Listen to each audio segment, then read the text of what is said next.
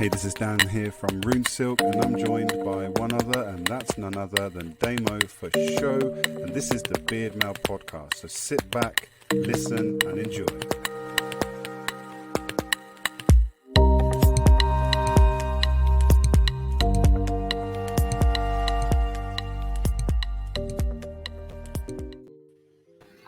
It's the Beardmail podcast with me, Damo for show, and one other and none other than Daniel Jones from Rune Silk. Hello, Dan. Ooh, child, things are gonna get easier. All right. Have you just done your moustache a little bit there? Have you just give us a little bit of curls on that? You look like you got to get a little curl on. Little tweak out. I got given some stash rolls by Mr. Silky Brown, and I've been trying to use them to get the curl out. And actually, do you know what? I can almost maintain a decent stash without having to put a shit ton of wax in it to hold it out. Dan Obviously, if I'm going for a full style, then obviously. Nice. Hey, Dan, today, let's get it in quick. Let's get the hook in quick, because people will probably be listening and think, look, if they don't say what the topic of today's podcast is, I ain't even going to listen anymore. So let's get it in.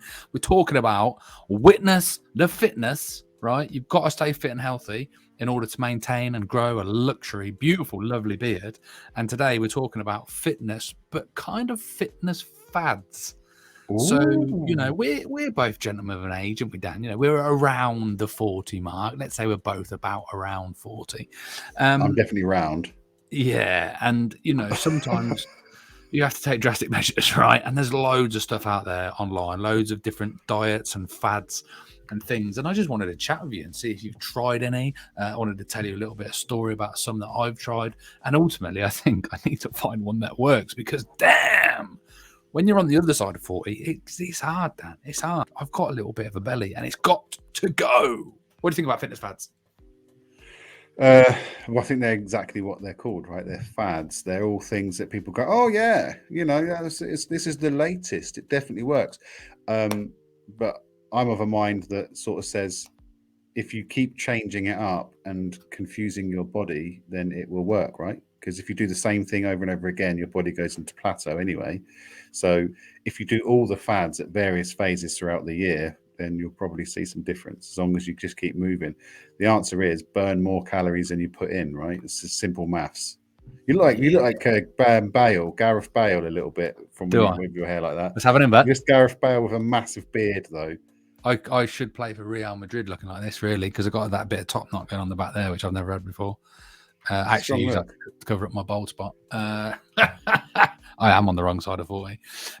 Yeah, fitness fads, mate. Obviously, back in the day, I do presently still have a personal trainer qualification, and I'm very well versed on lifestyle change and habits. And we all know that you love food, and we all know that I'm terrible with food, and that's probably where a lot of my belly problems lie, in the wrong sort of food. But I have tried some fads. What have you ever tried an actual diet, Dan?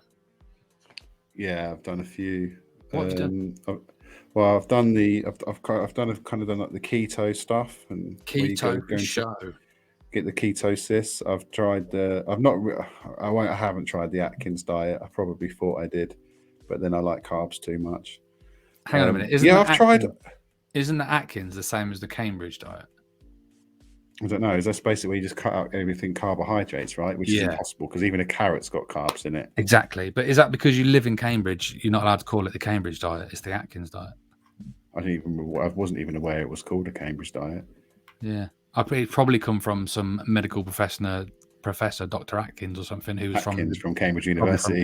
University, I imagine. I'm just guessing out there. We do like to always not necessarily say facts or the truth, really. It's just for fun. It's just for entertainment.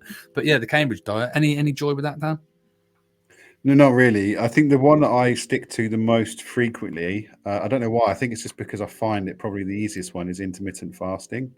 Yeah. And that ties in with a little bit of ketosis as well, though, doesn't it? Yeah. So when you've done a bit of the keto for show diet, it's not called that. I don't endorse it. What is the keto diet? Your version of it? Interpretation. So it's just basically just eating meat, isn't it? Meat. Pretty much. Just eating meat and cheese and not eating loads of vegetables and stuff. So high fats, low protein. I think, or was it the other way around? It's high fat, isn't it? So lots of fat, a lot of protein, very little carbs and fiber. So it's cutting out the carbs.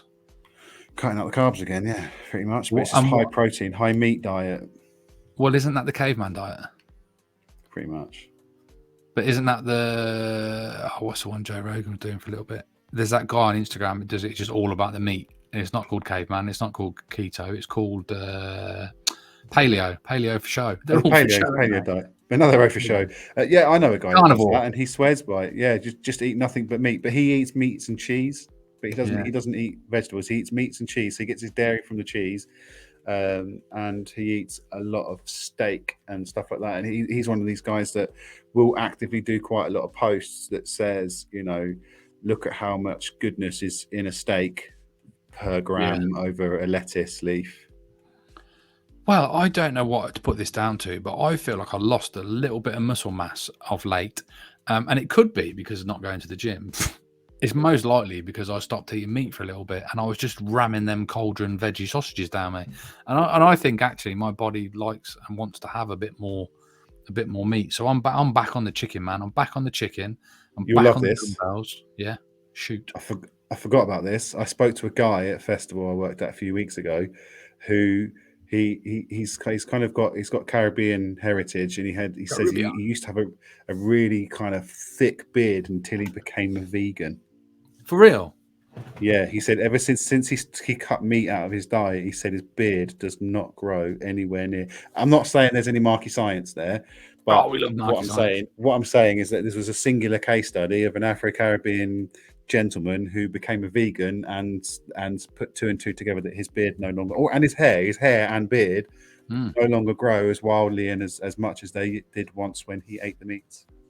Damn. Well, I'm pleased. They're not knocking any vegans because I did do it for Veganuary. Not knocking them. I do get it. I absolutely get it. But yeah, if that is the case, I'm literally back on the chicken. I did try some. It's not a fad diet of any such. I tried some ostrich steak the other day. Didn't get on with it at all. Ostrich burgers are bang. I didn't like it. But do you know what I have tried in the past, which is a funny story, and I've just realised actually. You know, there's a theme throughout this Beardmail podcast where whatever happens, you'll talk about food. Mm-hmm. We already have. So tick that box. We're straight into veganism. You talk about diet. Of course, it's going to run up to food. I've noticed that I often talk about poo.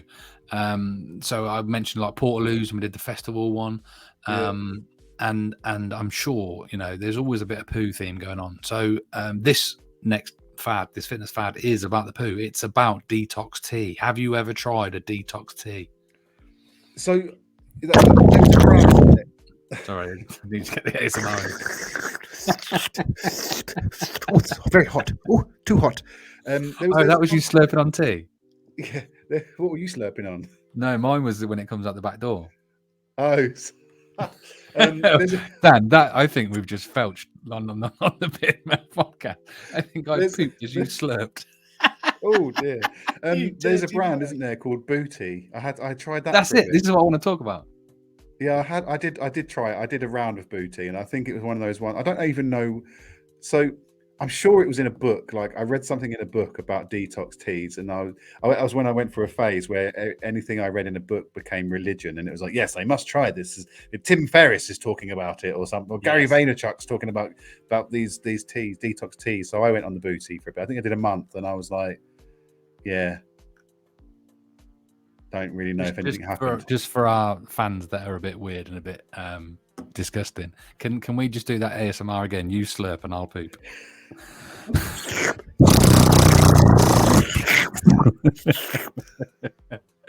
That Booty stuff, that was it hit Holland and Barrett, and it was the UK scene. But before that, because I was hot on this stuff, there was a brand that were from Australia, and I literally purchased this stuff for an extortion. This is Australian, isn't it? Isn't Booty Australian originally? I can't remember. Maybe, but I'm not talking about UK stuff you can get off the shelf. This was before you could get it off the shelf in the UK, right? It might be called. No, it was Queen Bee or BT or something like that, right? Ah, I saw that, yeah. And it was from Australia, and it was like super strength, right? But I didn't realise it's got a lot of stuff in there that will flush you out. It's basically a laxative, right?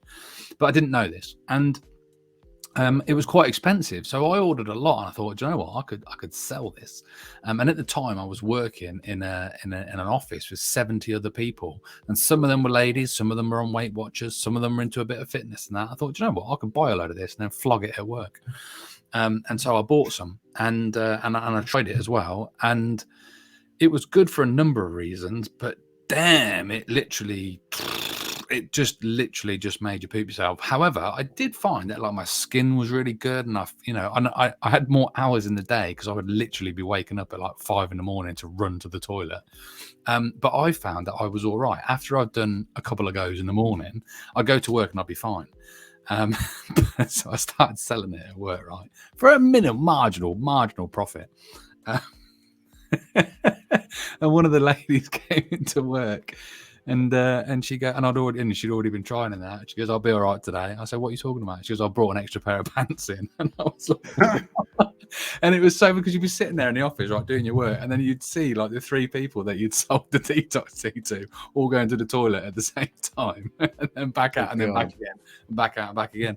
So yeah, Detox Tea, it's not good for your kids. Don't do it. It will make you poop uncontrollably. But yeah, that was my little funny story. I think I remember you doing some videos about that a while ago. Do you know what? Because I wanted to go. When you're in the van, right? You're doing some. I'm sure I watched a video of you years ago talking about that in the van. Yeah, it's one of my favourite stories, actually, making all the girls poo at work. It's a good story, right? I'm just looking at the ingredients now, and I think, do you know what? I think the only active ingredient that makes you poo is dandelion leaf. Is that what it is? So you have the bedtime and the nighttime one. The nighttime one is obviously designed to help you sleep, right? So there's licorice root and peppermint leaf. The only bit that's throwing me is that there's a drink that I'm about to mention, and I'm sure it must be very confusing for the soul, because daytime tea has dandelion leaf and the bedtime tea has burdock. So what the hell does dandelion and burdock do to you? It's like throwing the system like, what's going on? Don't know what's going on. Gonna shit myself. I want to go to sleep at the same time. I think nettle leaf as well. Like, so looking at the ingredients, for example, the daytime tea, Chinese oolong, yerba mate. I actually went for a phase of drinking. I still drink yerba mate every now and then. Ginger, lemongrass, fennel seeds, dandelion leaf, Siberian ginseng, nettle leaf, and go-to cola. And I think it's the nettle leaf and dandelion that actually irritates your diuretic system and kind of makes you. I think it's a lot of it is also. It's not just pooping though, is it? Because you wee quite a lot, right? It actually helps to release the water tension. So I think that also helps with the weight loss. And then the bedtime one's obviously just to help you chill out. So with peppermint, psyllium seeds, fenugreek, licorice, burdock, hawthorn leaf, and desiccated coconut. I'm on the website. I'm probably just going to check out now. I literally can't find the one that I had, so I reckon it's probably been banned for being too aggressive. But the one you're talking about, that like you have like literally this one, you just have one tea bag of it before you go to bed, and then that's it. You shit all day. Anyway, I did lose a little bit of weight, but I wouldn't recommend it. I'm currently I've only got one kidney, which is no secret, which doesn't necessarily make me lighter than everybody else with 2 kidneys because I don't know how much they weigh. But I've only got one, so I have to see the doctor every year, and he weighs me and he does my blood pressure and that. And basically, he said I'm fat and I need to lose some weight. So I'm thinking, right, Dan, I'm ready to get on another fitness fad. And I thought, you know what? I keep doing these fitness fads and I keep putting on weight. So what is the secret? What is the key? Should I get on a detox tea and poo it all out of me? Should I do some regular walking and regular exercise? I haven't been doing any running for a while. What's the secret, Dan? How can I get in tip-top shape like you?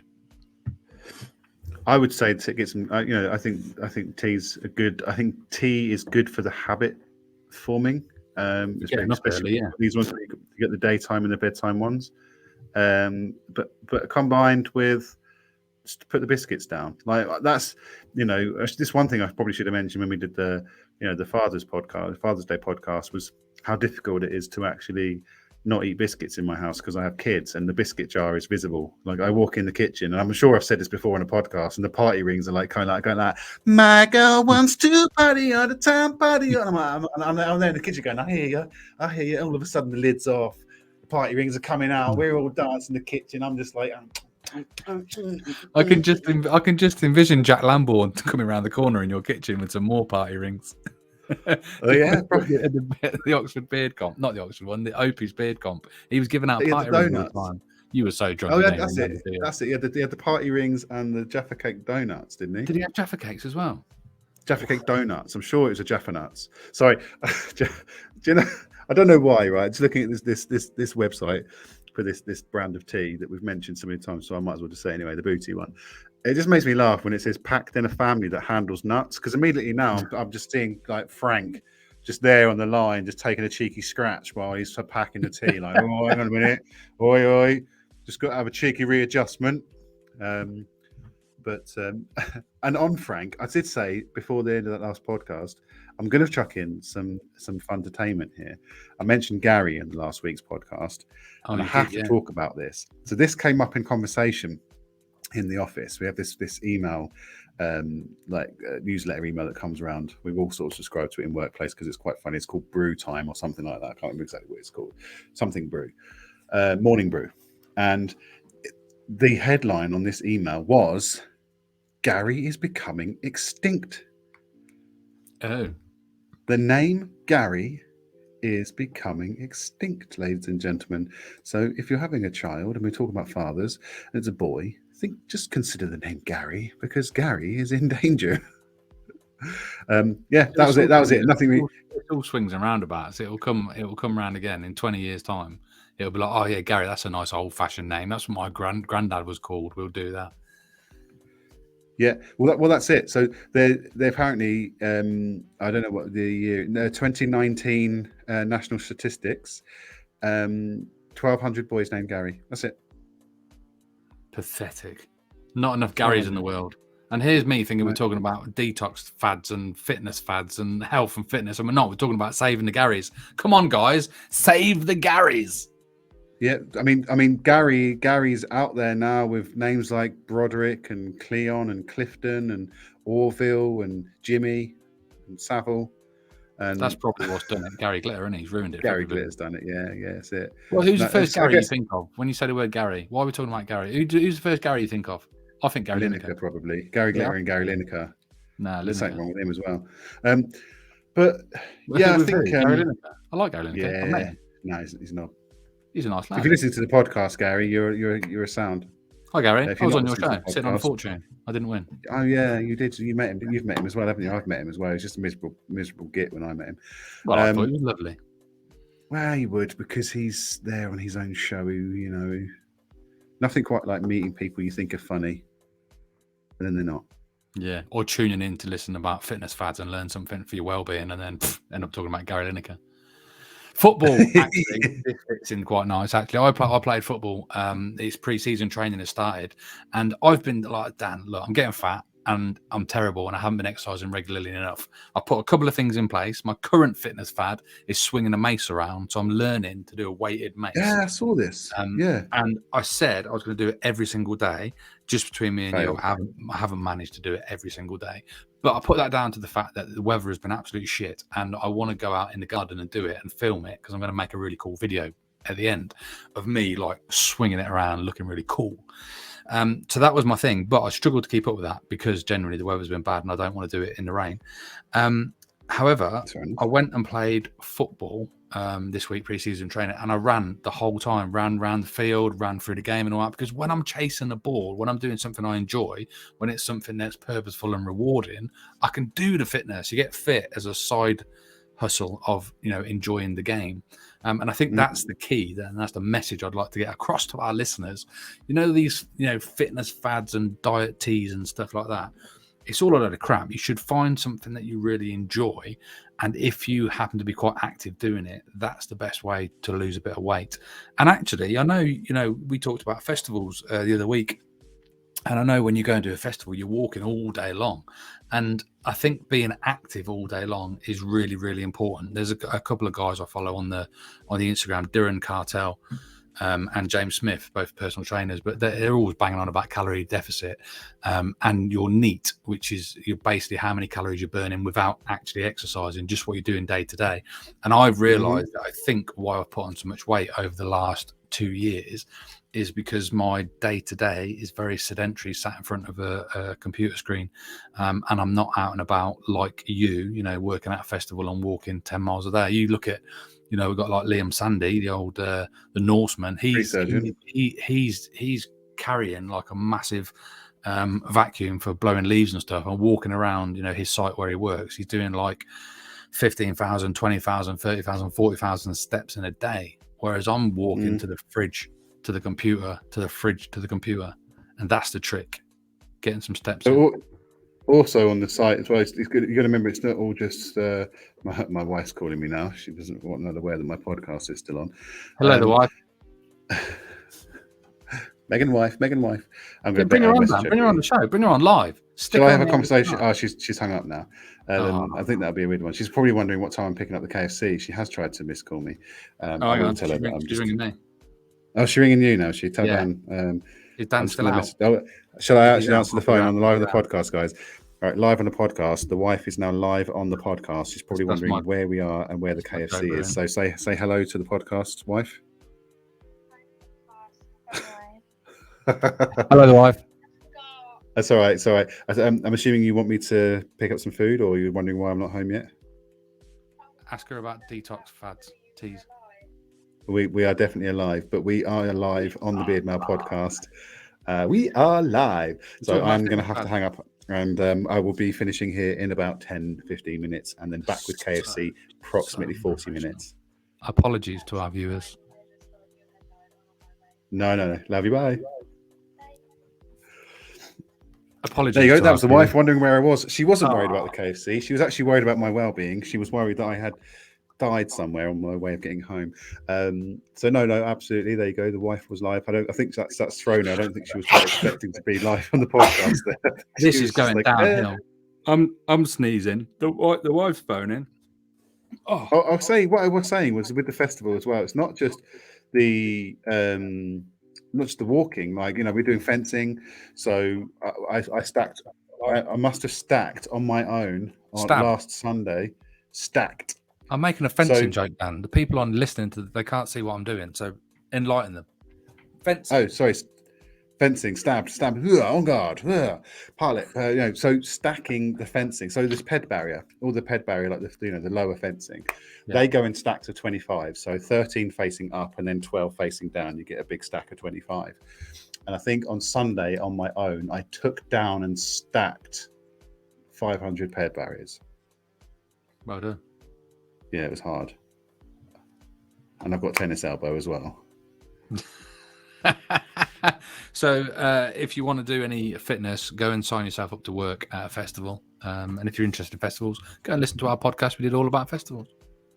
I'm sure I can get you a job at festivals if anyone wants one as well, if they do want the exercise. But I think the other thing, the one fad I did try actually, and it really ruined me. And be warned if you do look at this, it was the Huel diet. That absolutely ruined me because I was desperate to lose weight. Like at one point I was really unhappy with my weight. I was desperate to shift it. So I went on the Huel diet where I replaced 2 of my meals with this Huel stuff. I was miserable. I was angry. Like, don't approach me. Like, I was literally so lethargic, cathartic, tired and moody. Like, even my wife was like, oh, great, you're going on another diet. Can't wait for you to be miserable as sin. And it ruined me. Like, my guts, like, I would fart and clear like Tesco's. It was so bad because it's just all pea proteins, right? It's literally just all pea protein and nuts and bolts and all that sort of stuff. And I actually had to phone up Huel and say, I need my money back because I went in hard. I was like, for some reason, I was like, yeah, I'm going to commit, buy like 80 quid's worth of Huel, which was like 3 months worth of food.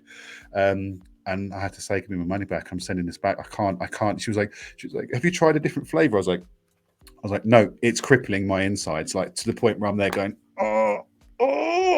It really, really mullered my insides. They were like, yes, they usually find some discomfort for a few weeks while your body adjusts. So I was like, my body, it's not adjusting. Like, this is literally ridiculous. I was like, there's no way I can go through this for another few weeks when my body adjusts. Like, I'm in actual agony. Like, that's interesting, actually, because I'm a fan of Huel. But we Do you are want very mine? I've got a different. whole bag still in the cupboard of the If you coffee, still got mocha some, I'll coffee have it, one. because I like to use it just for a breakfast meal. But you're absolutely right; it does take a little getting used to, and you will have some serious farts. But I tell you why It's you would be bad. so miserable about it is because obviously you fucking love food. So if you're not having that pleasure of sitting down, eating food, talking about food, tasting food, and all that, you would struggle with fuel. Whereas I don't have that pleasurable sit down experience with food. I'm happy to just whack it down in a shake and get on the go. So yeah, just in case anyone from Huel is listening, we're not slagging it off. Dan's had a bad experience. I've actually had quite good experiences with Huel, and I would say when I was at my fittest and slenderest and sexiest, which was about 2.5 years ago, it was from smashing Huel for breakfast, and then I would still have 2 meals in the day, but I was training a lot, and yeah, just swapping one meal for a Huel shake has done it for me quite well.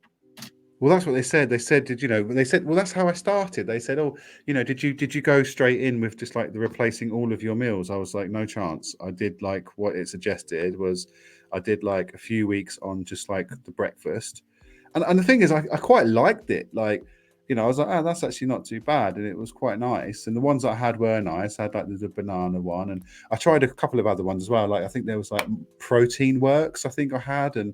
Because basically what happened is I just signed up to all of the starter packs where everything was like real cheap. Like they will give you all the stuff. And I went for a phase of spending a fortune on it, thinking, oh yeah, that'll be fine. Actually, I can look at that's 100 quid and that's 2 months worth of food for breakfast. How long ago was it? It was about 1.5 years ago. Because when I just bought some tea, Damo. I've just literally been buying tea throughout this whole podcast. I've just checked out a month's worth of Booty Detox. Have you just got some? Yeah, I literally just on the podcast. I didn't even subconsciously realize I was just checking out. I've just closed the page now. I've ordered some. That's how bad I am with stuff like that. Well, just too impulsive.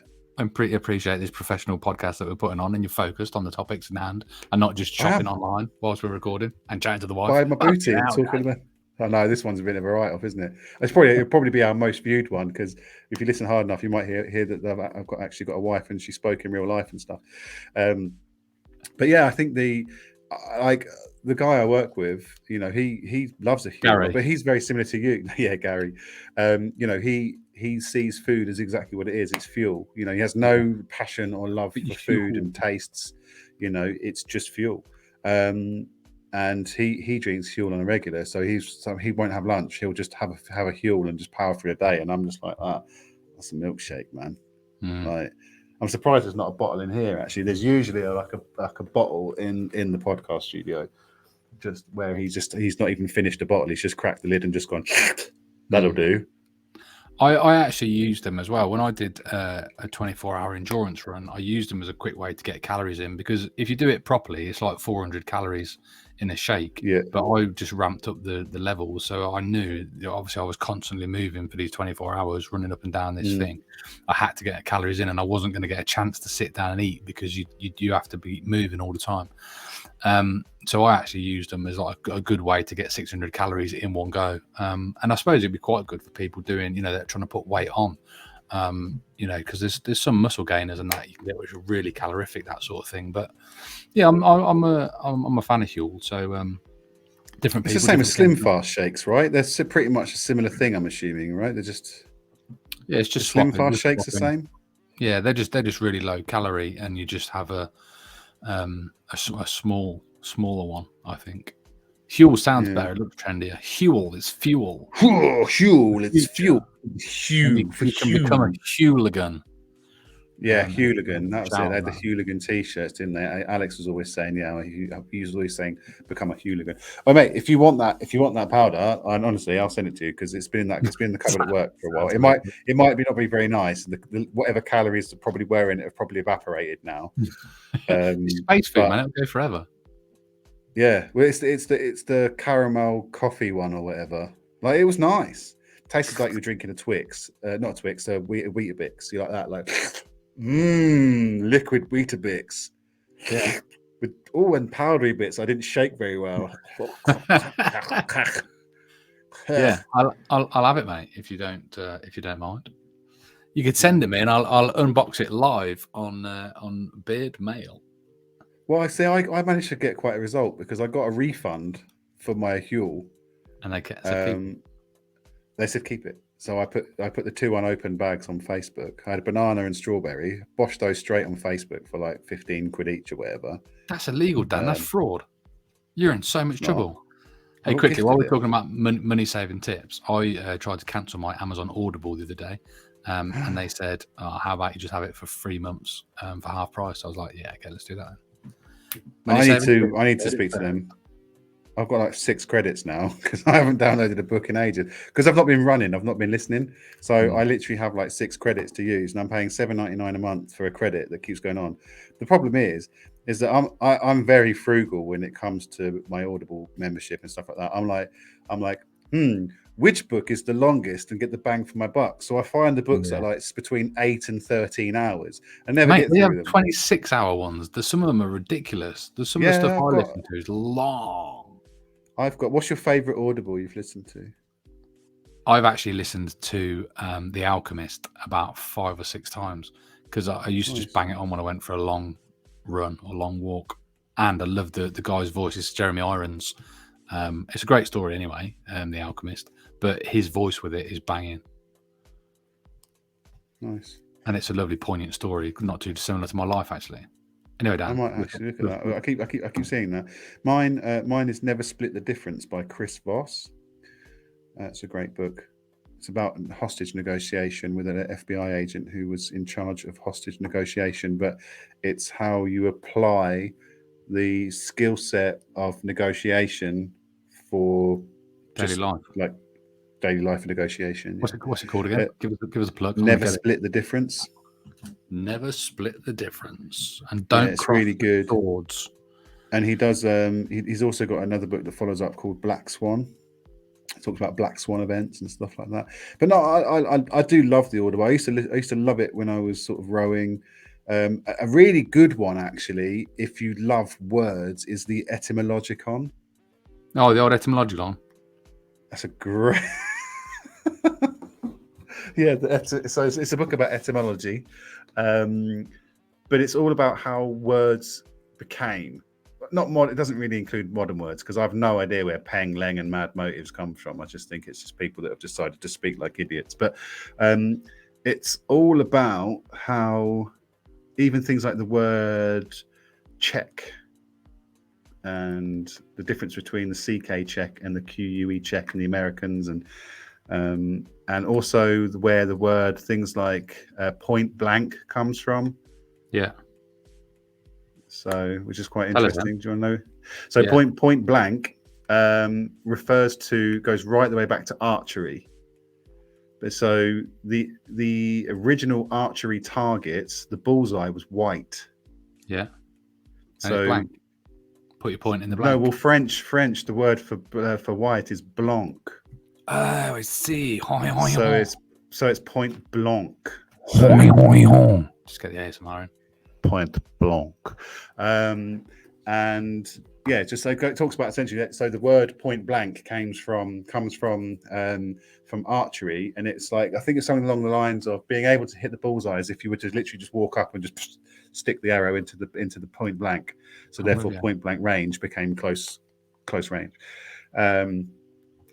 There's even things like the word check is quite interesting. There's something about thumbs, and there's something about wives and being able to beat your wife, and it's really old, and I can't remember what it is. Not condoning this at all in any fashion, but there's if you beat her in a thumb war, you can beat her up in real life. Is that no? There's something about it, and you're allowed to do it. I can't remember. Anyway, well, that should be another podcast, and we should do some research. We have to wrap this one up because we're 33 minutes in, and people have got things to do. They've got to get on with their lives. Can we do the next podcast? Can it be on etymology? Etymology. Etymology. Etymology. I think the word is. Write it down. We'll get together. We'll record it, and we'll talk about shizzle. I'll read the book again, and I'll entertain everyone with where the word blank comes from. Nice. But also, so it's called it's a circular something of words and stuff. Let's say goodbye. Let's say goodbye, Dan. People. We're not in the next podcast yet. Love you. Bye. This is the worst one ever. Please subscribe. We'll make the next one best. Better. Good. Thanks. It's been good. Now. Bye, everyone. Bye. Thanks for listening, guys. Take care. See you in a bit. Bye for now.